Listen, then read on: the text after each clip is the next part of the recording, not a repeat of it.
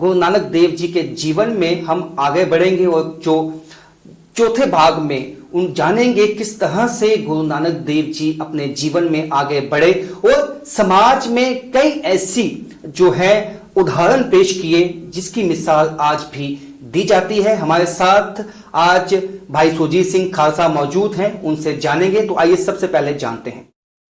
परम सत्कार जो गुरु की साजी निवाजी साध संगत, फतेह प्रवान करो। वाहिगुरु जी का खालसा, वाहिगुरु जी की फतेह।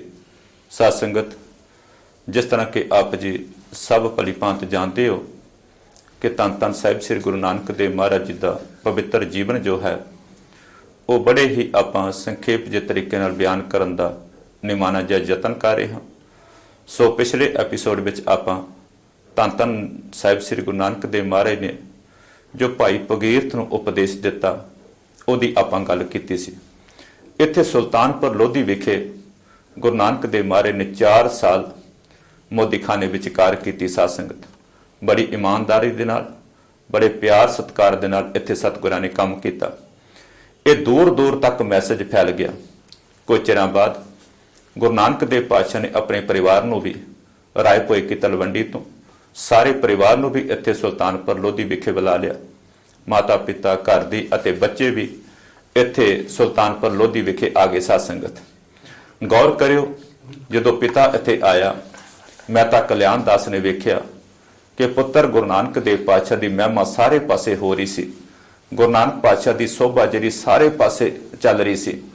तो मेहता कल्याण दास कहन लगा, बेटा मैं तेरी बड़ी तारीफ सुनी है, बड़ी शोभा सुनी है कि तू इत्थे बड़ी कमाई की है, बड़ी मेहनत की है। तो बेटा मैनू दस वो जी तू कमाई की इत्थे मोदी खाने विच ईमानदारी दे नाल तेरी चर्चा बड़ी हो रही है, वो कमाई कित्थे है, वो कित्थे तू माया रखी है। तो गुरु नानक देव पातशाह कहन लगे, पिता जी वो मैं बड़े संभाल के रखी है। कहन लगे कित्थे रखी है? कहन लगे वो मैं गरीबां कोल दित्ती संभालण वास्ते। कहन लगे, बेटा गरीबां कोल दित्तियां कदे माया वापस नहीं हुंदी, तू कित्थे दे दित्ती है? कहन लगे, पिता जी असल विच गरीबां कोल ही ये वापस हुंदी है। कहंदे आओ तुहानूं दसीए कि मैं कित्थे संभाल के रखी है अपनी कमाई इन्ने चिर दी। अपने पिता मेहता कल्याण दास नूं लैके जांदे जी एक गरीब बस्ती दे अंदर, क्योंकि सुल्तानपुर लोधी विखे जिहड़ा माहौल गुरु नानक देव पातशाह ने तैयार कर दिता सी, क्योंकि इस मोदी खाने दे अंदर केवल बेईमानी हुंदी सी। जदों तो गुरु नानक देव पातशाह ने यह सारा काम संभालिया, मैं कहना वो इतनियां क बरकतां आ गई। गुरु नानक देव पातशाह ने उस बचत विचों गरीबां दी मदद करनी शुरू कर दी। अपने पिता मेहता कल्याण दास नूं लैके गरीबां दी बस्ती विच पहुंचे जी। जदों उन्हां गरीब लोकां नूं पता लगा कि गुरु नानक देव महाराज दे पिता जी आए ना, वो अपने घरां चों निकल के आके गुरु नानक देव महाराज दे पिता मेहता कल्याण दास दे चरनां विच डिग पे। कहन लगे, बाबा जदों दा तेरा पुत्र इत्थे आया ना, जदों दे तेरे पुत्र ने इत्थे ड्यूटी संभाली है, इस सुल्तानपुर लोधी दे अंदर कोई भी गरीब जिहड़ा वो भुखा नहीं सौंदा। इहो जिहा सिस्टम तेरे बेटे ने बना दिता। जो बचत हुंदी है, जो दसबंध कढ के अपनी माया विचों, अपनी कमाई विचों केवल गरीब लोगों का भला करता है। इत्थे तकरीबन गुरु नानक देव महाराज की उम्र जिहड़ी है 32 साल की हो गई सी। अज पहला मौका आया सी कि पिता मेहता कल्याण दास ने गुरु नानक देव महाराज नूं पछाणिया। साध संगत, बड़े प्यार नाल सुनियो। अज तक ते दुनियावी तरीके नाल देखदे पे सन, दुनियावी तौर ते वेखदे पे सन अपने पुत्र नूं, पर अज जदों गरीबां नूं देखिया ना, इन्ना प्यार करदे आ कि गुरु नानक देव महाराज दे पिता दे चरनां 'च डिग पे। तां उत्थे ना अज पहली बार मेहता कल्याण दास ने पुत्र नूं उन्हां अखां नाल वेखिया कि सचमुच ये केवल मेरा पुत्र ही नहीं, अज भगवान रूप मेरे घर विच आ गया, रब सच्ची मुच्ची मेरे घर विच आ गया। मेहता कल्याण दास ने घुट के गलबकड़ी विच लिया गुरु नानक देव महाराज, आख्या, बेटा चल तेरा जिस तरह का जी करदा तू उस तरह का काम कर, मैनूं समझ आ गई है, तू कोई आम इंसान नहीं, तू मेरे घर विच रब साक्षात आ गया। नोट करियो साध संगत, समा अपनी चाले चलदा गया। सियाने कहते हैं जिथे सच है उत्थे झूठ भी है, जिथे प्यार है उत्थे नफरत भी है, जिथे प्यार करने वाले की घाट नहीं उत्थे दुख करने वाले की भी घाट नहीं होती। इत्थे कुछ दुखी लोगों तो ये गल्लां हजम नहीं होईयां। कहने लगे पहले भी इत्थे मोदी की कार करने वाले बड़े लोग आए, पर इतनी शोभा नहीं हुई जितनी गुरु नानक देव महाराज की हुई है। ਉਹਨਾਂ ਨੇ ਕੀ ਕੀਤਾ, ਸਾਰਿਆਂ ਨੇ ਇਕੱਠੇ ਹੋ ਕੇ ਨਾ ਨਵਾਬ ਦੌਲਤ ਖਾਂ ਕੋਲ ਗਏ ਜੀ। ਕਹਿਣ ਲੱਗੇ ਜਿਸ ਤਰ੍ਹਾਂ ਗੁਰੂ ਨਾਨਕ ਦੇਵ ਮਹਾਰਾਜ ਜਿੱਥੇ ਮੋਦੀਖਾਨੇ ਵਿੱਚ ਕੰਮ ਕਰਦੇ ਪਏ ਨਾ, ਜੇ ਕੁਝ ਹੋਰ ਸਮਾਂ ਚੱਲਦੇ ਗਏ ਤਾਂ ਤੁਹਾਡਾ ਮੋਦੀਖਾਨਾ ਲੁਟਾ ਕੇ ਰੱਖ ਦੇਣਾ। ਇੱਕ ਕੰਮ ਕਰੋ, ਇਤਨੀ ਦੇਰ ਦਾ ਸਾਰਾ ਹਿਸਾਬ ਕਿਤਾਬ ਕਰੋ। ਨੋਟ ਕਰੋ, ਨਵਾਬ ਦੌਲਤ ਖਾਂ ਜਿਹੜੇ ਅਫਸਰ ਲੋਕ ਹੁੰਦੇ ਜ਼ਿਆਦਾਤਰ ਕੰਨਾਂ ਦੇ ਕੱਚੇ ਹੁੰਦੇ ਨੇ ਜੀ। ਉਹਨਾਂ ਨੇ ਉਹ ਦੋਖੀ ਲੋਕਾਂ ਦੀ ਗੱਲ ਮੰਨ ਕੇ ਨਾ ਤੇ ਉੱਥੇ ਮੋਦੀਖਾਨੇ ਵਿੱਚ ਪਹੁੰਚ ਗਏ ਨਾ, ਸਾਰਾ ਹਿਸਾਬ ਕਿਤਾਬ ਕੀਤਾ ਤੇ ਹਿਸਾਬ ਵਿੱਚ ਵਾਧਾ ਆਇਆ। ਉਹ ਦੇਖੋ ਨਵਾਬ ਦੌਲਤ ਖਾਂ ਦੀ ਤਸੱਲੀ ਹੋ ਗਈ, ਪਰ ਉਹ ਦੋਖੀ ਲੋਕ ਅਜੇ ਵੀ ਚੁੱਪ ਨਹੀਂ ਬੈਠੇ ਜੀ। ਉਹਨਾਂ ਦੂਸਰੀ ਵਾਰ ਫਿਰ ਆਖਿਆ, ਨਵਾਬ ਜੀ ਦੁਬਾਰਾ ਸਾਰਾ ਲੇਖਾ ਜੋਖਾ ਕੀਤਾ ਜਾਏ, ਕਿਤੇ ਨਾ ਕਿਤੇ ਕੋਈ ਨਾ ਕੋਈ ਪ੍ਰੋਬਲਮ ਹੈ। ਇਹ ਇਤਨੀ ਇਮਾਨਦਾਰੀ ਨਾਲ ਅਜ ਤੱਕ ਕਿਸੇ ਨੇ ਕੰਮ ਨਹੀਂ ਕੀਤਾ। ਦੁਬਾਰਾ ਦੂਜੀ ਵਾਰ ਫਿਰ ਹਿਸਾਬ ਕਿਤਾਬ ਹੋਇਆ, ਫਿਰ ਵਾਧਾ ਨਿਕਲਿਆ।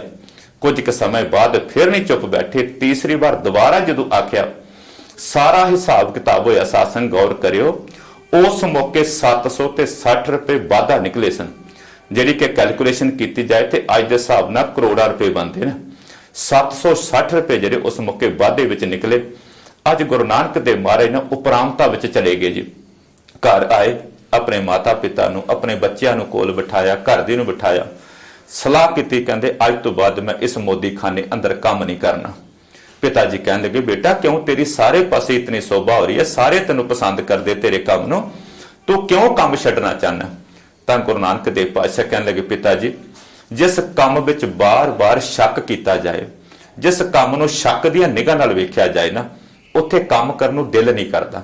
ਇਸ ਕਰਕੇ ਪਿਤਾ ਜੀ ਅੱਜ ਤੋਂ ਬਾਅਦ ਮੈਂ ਇਸ ਮੋਦੀਖਾਨੇ ਦੇ ਅੰਦਰ ਕੰਮ ਨਹੀਂ ਕਰਨਾ, ਮੈਂ ਇਹ ਕੰਮ ਛੱਡਣਾ ਚਾਹੁੰਦਾ। ਮਾਤਾ ਪਿਤਾ ਨੇ ਮੰਨ ਲਈ ਗੱਲ। ਗੁਰੂ ਨਾਨਕ ਦੇਵ ਪਾਤਸ਼ਾਹ ਰੂਟੀਨ ਮੁਤਾਬਕ ਸਾਸੰਗ ਗੌਰ ਕਰਿਓ।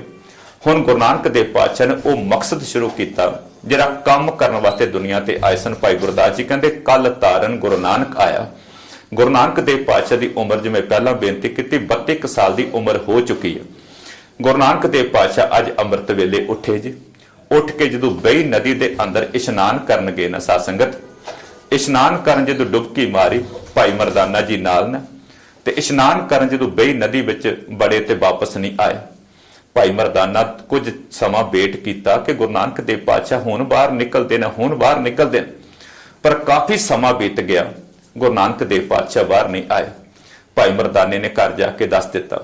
ਕਹਿਣ ਲੱਗੇ, ਗੁਰੂ ਨਾਨਕ ਦੇਵ ਪਾਤਸ਼ਾਹ ਬਈ ਨਦੀ 'ਚ ਇਸ਼ਨਾਨ ਕਰਨ ਵਾਸਤੇ ਬੜੇ ਸਨ, ਲੇਕਿਨ ਵਾਪਸ ਨਹੀਂ ਆਏ। ਸਾਰੇ ਸੁਲਤਾਨਪੁਰ ਲੋਧੀ ਵਿਖੇ ਰੌਲਾ ਪੈ ਗਿਆ। ਸਾਰੇ ਖਬਰ ਫੈਲ ਗਈ ਕਿ ਗੁਰੂ ਨਾਨਕ ਦੇਵ ਮਹਾਰਾਜ ਬਈ ਨਦੀ ਵਿੱਚ ਇਸ਼ਨਾਨ ਕਰਨ ਬੜੇ ਨੇ ਤੇ ਉੱਥੇ ਡੁੱਬ ਗਏ ਨੇ, ਬਾਹਰ ਨਹੀਂ ਨਿਕਲੇ। ਸਾਰੇ ਪਾਸੇ ਅੱਗ ਵਾਂਗ ਇਹ ਖਬਰ ਫੈਲ ਗਈ। ਸਾਰਾ ਸੁਲਤਾਨਪੁਰ ਲੋਧੀ ਉਦਾਸ ਹੋ ਗਿਆ, ਕਿਉਂਕਿ ਲੋਕਾਂ ਦਾ ਦਿਲ ਜਿੱਤਿਆ ਸੀ ਮੇਰੇ ਗੁਰੂ ਨਾਨਕ ਦੇਵ ਪਾਤਸ਼ਾਹ। ਲੋਕ ਉੱਥੇ ਬਈ ਨਦੀ ਵਿੱਚ ਪਹੁੰਚ ਗਏ, ਲੇਕਿਨ ਕੋਈ ਖਬਰ ਨਹੀਂ ਗੁਰੂ ਨਾਨਕ ਦੇਵ ਪਾਤਸ਼ਾਹ ਦੀ। ਦੂਜੇ ਦਿਨ ਵੀ ਬੜੀ ਸਾਰੇ ਕੋਸ਼ਿਸ਼ ਕੀਤੀ, ਸਾਰਾ ਦਿਨ ਉੱਥੇ ਫਿਰਦੇ ਰਹੇ ਲੋਕ ਸੁਲਤਾਨਪੁਰ ਲੋਧੀ ਦੇ, ਲੇਕਿਨ ਗੁਰੂ ਨਾਨਕ ਦੇਵ ਪਾਤਸ਼ਾਹ ਦੀ ਦੂਜੇ ਦਿਨ ਵੀ ਕੋਈ ਖਬਰ ਨਾ ਮਿਲੀ। ਤੀਸਰੇ ਦਿਨ ਜਦੋਂ ਲੋਕ ਇਕੱਠੇ ਹੋ ਕੇ ਗਏ ਦੁਬਾਰਾ ਪਤਾ ਕਰਨ ਵਾਸਤੇ, ਢੂੰਡਣ ਵਾਸਤੇ, ਅੱਜ ਗੁਰੂ ਨਾਨਕ ਦੇਵ ਪਾਤਸ਼ਾਹ ਉੱਥੋਂ ਤੀਸਰੇ ਦਿਨ ਦੁਬਾਰਾ ਜੋ ਨਦੀ ਚੋਂ ਬਾਹਰ ਨਿਕਲੇ ਨਾ, ਲੋਕਾਂ ਦੇ ਅੰਦਰ ਉਹ ਇੱਕਦਮ ਜਦੋਂ ਖੁਸ਼ੀ ਦੀ ਲਹਿਰ ਜਾਗ ਪਈ, ਲੋਕ ਦੌੜਦੇ ਗਏ ਘਰ ਜਾ ਕੇ ਮਹਿਤਾ ਕਲਿਆਣ ਦਾਸ ਨੂੰ ਦੱਸਿਆ। ਕਹਿਣ ਲੱਗੇ, ਮਹਿਤਾ ਜੀ ਤੁਹਾਡਾ ਪੁੱਤਰ ਬਈ ਨਦੀ ਚੋਂ ਬਾਹਰ ਨਿਕਲਦਾ ਵੇਖਿਆ। ਕਹਿਣ ਲੱਗੇ, ਜੇ ਵੇਖਿਆ ਤੇ ਉਹਨੂੰ ਘਰ ਲੈ ਕੇ ਆਣਾ ਸੀ। ਕਹਿੰਦੇ, ਸਾਡੇ ਧੁਰਿਆ ਨਹੀਂ ਗਿਆ ਤੇ ਇਤਨੇ ਖੁਸ਼ ਹੋ ਗਏ ਸੀ, ਅਸੀਂ ਸੋਚਿਆ ਪਹਿਲਾਂ ਘਰ ਜਾ ਕੇ ਖਬਰ ਦਈਏ। ਗੁਰੂ ਨਾਨਕ ਦੇਵ ਮਹਾਰਾਜ ਜਦੋਂ ਨਿਕਲੇ ਨਾ ਬਈ ਨਦੀ ਚੋਂ, ਸਾਸੰਗ ਘਰ ਨਹੀਂ ਵਾਪਸ ਆਏ, ਸਿੱਧੇ ਜਾ ਕੇ ਸ਼ਮਸ਼ਾਨ ਘਾਟ ਤੇ ਡੇਰਾ ਲਾ ਲਿਆ। ਬੜੇ ਧਿਆਨ ਨਾਲ ਬਚਨ ਸੁਣਿਓ। ਸੁਲਤਾਨਪੁਰ ਲੋਧੀ ਦੇ ਲੋਕ ਜਾ ਉੱਥੇ ਸ਼ਮਸ਼ਾਨ ਘਾਟ ਤੇ ਪਹੁੰਚੇ। ਕਹਿਣ ਲੱਗੇ, ਬਾਬਾ ਜੇ ਬਈ ਨਦੀ 'ਚ ਡੁੱਬਣ ਤੋਂ ਬਚ ਗਿਆ ਤੇ ਘੱਟ ਤੋਂ ਘੱਟ ਘਰ ਆ ਜਾਂਦਾ, ਇੱਥੇ ਸ਼ਮਸ਼ਾਨ ਘਾਟ ਤੇ ਡੇਰਾ ਲਾ ਲੇ। ਗੁਰੂ ਨਾਨਕ ਦੇਵ ਮਹਾਰਾਜ ਦਾ ਜਵਾਬ ਸੁਣਿਓ। ਕਹਿਣ ਲੱਗੇ, ਅੱਜ ਇਸ ਸ਼ਮਸ਼ਾਨ ਘਾਟ ਤੋਂ ਇੱਕ ਨਵੀਂ ਗੱਲ ਦੀ ਸ਼ੁਰੂਆਤ ਕਰਨੀ। ਲੋਕ ਕਹਿਣ ਲੱਗੇ, ਹੇ ਗੁਰੂ ਨਾਨਕ, ਇੱਥੇ ਸ਼ਮਸ਼ਾਨ ਘਾਟ ਤੇ ਆ ਕੇ ਦੁਨੀਆ ਦੀਆਂ ਗੱਲਾਂ ਖਤਮ ਹੋ ਜਾਂਦੀਆਂ ਨੇ, ਤੁਸੀਂ ਇੱਥੇ ਆ ਕੇ ਕਿਹੜੀ ਗੱਲ ਸ਼ੁਰੂ ਕਰਨੀ?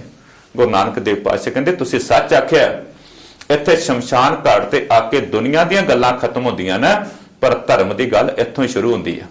ਕਹਿਣ ਲੱਗੇ, ਅਸੀਂ ਸਮਝੇ ਨਹੀਂ। ਕਹਿਣ ਲੱਗੇ, ਸੱਚਮੁੱਚ ਜਦੋਂ ਸੱਚ ਦੀ ਗੱਲ ਕਹਿਣ ਵਾਸਤੇ ਤੁਰਨਾ ਪਏ ਨਾ, ਤੇ ਸਿਰ ਤੇ ਕਫਨ ਬਣ ਕੇ ਤੁਰਨਾ ਪੈਂਦਾ, ਕਿਉਂਕਿ ਸੱਚ ਲੋਕਾਂ ਨੂੰ ਹਜਮ ਨਹੀਂ ਹੁੰਦਾ, ਸੱਚ ਲੋਕਾਂ ਨੂੰ ਬਰਦਾਸ਼ਤ ਨਹੀਂ ਹੁੰਦਾ। ਤਾਂ ਹੀ ਇੱਥੇ ਗੁਰੂ ਨਾਨਕ ਦੇਵ ਪਾਤਸ਼ਾਹ ਨੇ ਬਾਣੀ 'ਚ ਬਚਨ ਕੀਤੇ। ਕਹਿੰਦੇ, ਪਹਿਲਾ ਮਰਨ ਕਬੂਲ, ਜੀਵਨ ਕੀ ਛੱਡ ਆਸ, ਹੋ ਸਭਨਾ ਕੀ ਰੇਨ ਕਾ, तो आओ हमारे पास। जो दुनिया ते सच की गल कहन तुरना पवे, यकीन जानियो फिर उत्थे सिर ते कफन बन के तुरना पैंदा, क्योंकि सच सारिਆਂ ਨੂੰ हजम नहीं हुंदा। सिख धर्म के महान विद्वान होए ने जी डॉक्टर वीर सिंह जी, उन्हें बड़ा प्यारा वचन आख्या, कहन लगे सच आखां तां भांबड़ मचदा है, चुप रहां तां कुछ ना बचदा है। अज भी किसी नूं सच कह के देखियो किवें कलेजे अग लगदी। साध संगत जी, सच कोई सौखा बर्दाश्त हो जाता है। सारियां लड़ाइयां जिहड़े लोग अंदरों कमजोर हुंदे ने, वो कित्थे सच बर्दाश्त कर सकदे ने। तां ही डॉक्टर वीर सिंह कहंदे सच आखां तां भांबड़ मचदा है, लड़ाइयां मच जांदियां, सच कोई सारे थोड़े सुन सकदे ने। साध संगत गुरु नानक देव पातशाह कहंदे इत्थों एक नवीं गल दी अज शुरुआत करनी। दूजा बचन इत्थे गुरु नानक देव पातशाह ने आख्या, कहंदे ना को हिंदू ना मुसलमान। लोग कहन लगे बाबा जे कोई हिंदू नहीं है, कोई मुसलमान नहीं, फिर कौन है? कहने लगे सारे इंसान ने।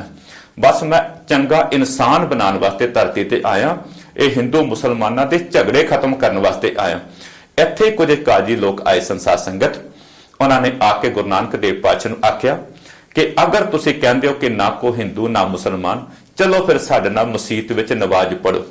बड़ी प्रचलित साखी है साध संगत। मेरा गुरु नानक कहंदा मैनूं कोई गुरेज नहीं, मैं चलांगा, मेरे वास्ते सारे एक बराबर ने। ताई गुरु गोबिंद सिंह महाराज ने आख्या सी, मानस की जात सब है एक है पहचान वो। मनुख केवल परमात्मा ने मनुख बनाया, असी आके अगे वंडियां पाईयां ने, फलाना वो है ढंगाना वो है, असी बैर इत्ते संसार ते बनाया। साध संगत गुरु नानक देव पातशाह उन्हां दी गल मन के ते मस्जिद विच नमाज पढ़न गए। बहुत सारे लोग उत्थे इकट्ठे होए ना, नवाब दौलत खान भी है, काजी भी है। साध संगत जी, मेरा बाबा जिथे भी गया सिक्ख्या देने वास्ते गया, जिथे भी गया गल समझाने वास्ते गया कि असल में धर्मी बंदे की निशानी की है। जो सारे नमाज पढ़ लगे, मेरा गुरु नानक पातशाह सीधा ही खड़ा रहा, बिल्कुल भी झुकिया नहीं, नमाज की तरह नमाज नहीं पढ़ी। जो नमाज की संपूर्णता हुई ना, तो काजी कहने लगा, हे गुरु नानक देव पातशाह तुसीं झूठ बोलिया। कहने लगे क्यों? कहने लगे तुसीं आख्या सी कि असीं तुहाडे नाल नमाज पढ़ांगे, पर तुसीं नमाज पढ़ी नहीं। मेरा बाबा कहंदा मैं किहदे नाल नमाज पढ़दा? तुसीं आख्या सी साडे नाल नमाज पढ़ो, तुसीं दसो मैं किहदे नाल नमाज पढ़दा? कहने लगे साडे नाल असीं सारे नमाज पढ़दे पे सी, साडे नाल नमाज पढ़नी सी। कहने लगे तुहाडा ध्यान ते इत्थे है ही नहीं सी, तुहाडा ध्यान किते होर दौड़दा पिया सी, मैं नमाज किहदे नाल पढ़दा? नमाज ते ओदी अल्लाह ताला दे घर प्रवान हुंदी जिहड़ी मन करके नमाज पढ़ी जांदी है। तुहाडे शरीर इत्थे सन, लेकिन ध्यान किते दा किते भटकदा पिया सी। तुहाडा ध्यान काबू विच हुंदा, मन काबू च हुंदा, मैं तुहाडे नाल नमाज पढ़दा। नवाब दौलत खां कहंदा जे इन्हां लोकां नाल नहीं नमाज पढ़ सके, मेरे नाल पढ़ लैंदे। कहन लगे भलिया तेरा भी शरीर इत्थे सी खलोता, लेकिन मन तेरा घोड़ियां दा व्यापार करदा पिया सी, मन किते दा किते फिरदा पिया सी। महाराज ने जिथे भी गए सच दी नमाज करन दी जाच सिखाई। और भलियो ड्रामा नहीं करना, अंदरों जुड़ के परमात्मा की याद विच जुड़ना है। बारी तौर पर लोगों को नहीं दिखाना कि असीं धर्मी असीं धर्म का काम करने पे आ। और रब सब कुछ जानता है। तां तो बुल्ले शाह ने आख्या सी, बुल्लिया रब तेथों वख नहीं पर वेखण वाली अख नहीं। वो रब ते तुहानूं वेखदा पिया, तुसीं करदे की पे हो? ये लोकां नूं धोखा दे सकदे हो, लेकिन रब नूं धोखा नहीं दे सकदे। अज तुसीं देखो किन्ने किन्ने वड्डे इत्थे डेरे बना के पंजाब की धरती ते बैठे, करोड़ां लोग उन्हां दे श्रद्धालु, क्योंकि धार्मिक बाना पाया से लोगों ने उन्हां ते विश्वास किया। पर जदों उन्हां दी करतूतां दा पता लग्या, आम बंदा भी शर्मिंदा हो गया। वो आम बंदा भी उहो जिहे काम नहीं कर सकता जिहड़े उन्हां ने धार्मिक बाना पा के लोगों ने काम कीते। जी तुसीं सारे जानदे हो पिछे जिहड़ा राम रहीम दा एक चक्कर चलिया सी, क्योंकि बाहरी तौर ते लिबास धार्मिक सी, लेकिन अंतर धर्म नहीं सी। साध संगत जी, इस करके मेरा बाबा कहता मैं तुहानूं अंदरों धर्मी वेखना चाहना। इत्थे गुरु नानक देव पातशाह ने दुनिया नूं एक वखरा मैसेज दिता। भाई गुरदास जी ने इत्थे एक पौड़ी उचारण की, आपां अगले एपीसोड च उहदी विचार करनी, पर अज मैं पौड़ी वो तुहाडे समक्ष रखना चाहना। भाई गुरदास जी कहंदे पहला बाबे पाया बख्शदार, ये शब्द की विचार आपां अगले दीवान च करनी है। जी भाई साहब कहंदे पहला बाबे पाया बख्शदार, पिछों दे फिर घाल कमाई, अरेत अक आहार कर, अरोड़ा की गुर करी बछाई, भारी करी तपस्या, बड़े भाग हरस्यों बन आई, बाबा पहनदा सच खंड, नौ निद नाम गरीबी पाई, बाबे भेख बनाया, उदासी की रीत चलाई, चढ़िया सोदन तरत लुकाई, चढ़िया सोदन तरत लुकाई। हुण मेरा बाबा नानक जिस मकसद वास्ते संसार ते आया सी ना, बस वो मकसद पूरा करने वास्ते तुर लगा। साध संगत अगे बहुत सारिया साखियां आवन गियां, ਕਿਵੇਂ ਕਿਵੇਂ ਮਨੁੱਖਤਾ ਦੇ ਉਧਾਰ ਵਾਸਤੇ ਮੇਰੇ ਬਾਬੇ ਨੇ ਪਰਉਪਕਾਰ ਦੇ ਕੰਮ ਕੀਤੇ। ਇੱਥੇ ਗੁਰੂ ਨਾਨਕ ਦੇਵ ਪਾਤਸ਼ਾਹ ਦੇ ਬਾਰੇ ਭਾਈ ਗੁਰਦਾਸ ਜੀ ਕਹਿੰਦੇ ਨੇ, ਗੁਰੂ ਨਾਨਕ ਦੇਵ ਪਾਤਸ਼ਾਹ ਦੇ ਆਉਣ ਦਾ ਮਤਲਬ ਕੱਲ ਤਾਰਨ ਗੁਰੂ ਨਾਨਕ ਆਇਆ। ਉਹ ਦੁਨੀਆ ਨੂੰ ਤਾਰਨ ਵਾਸਤੇ ਆਏ ਸਨ, ਉਹ ਆਪ ਮੁਕਤ ਸਨ, ਉਹ ਸੰਸਾਰ ਨੂੰ ਮੁਕਤ ਕਰਨ ਵਾਸਤੇ ਆਏ ਸਨ।